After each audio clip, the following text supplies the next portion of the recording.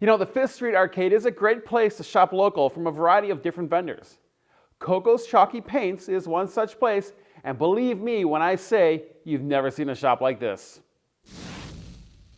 I want to be known as that chalk woman. You know, there are cat women, there are dog women. I'm like that chalk woman because I'm going to show you what to do with chalk paint like you would never ever imagine. Meet Coco Dixon, CEO of Coco's Chalky Paints. Chalk paint is nothing new, but it's her invention that puts her above everyone else.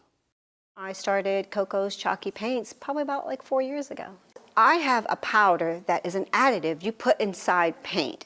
Once you put this additive inside paint, it creates a chalk paint.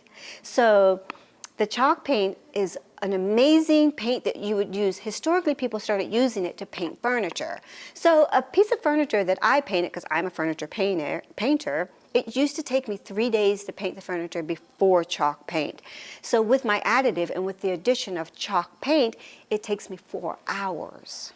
So what that means is I no longer have to sand and prime and do all this prep work. With my additive, my powder inside any paint, you just start painting on that piece of furniture, which is revolutionizing the way we paint furniture in this DIY world.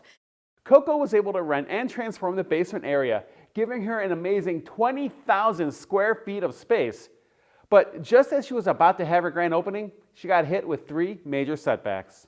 February 1st, I had just completed the event space. I had spent months on completing this event space. I was so happy. We were having a grand opening that day in February. It was February 1st of 2020.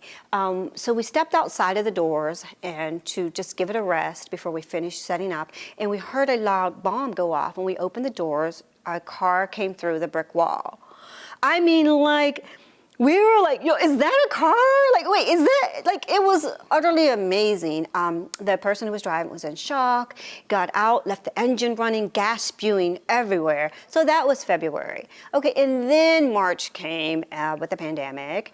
And then I was sitting at home watching my surveillance cameras and I saw all of my windows being busted out. Coco's store was damaged during the riots. Though the events were tragic, in the aftermath, Coco found a chance for opportunity.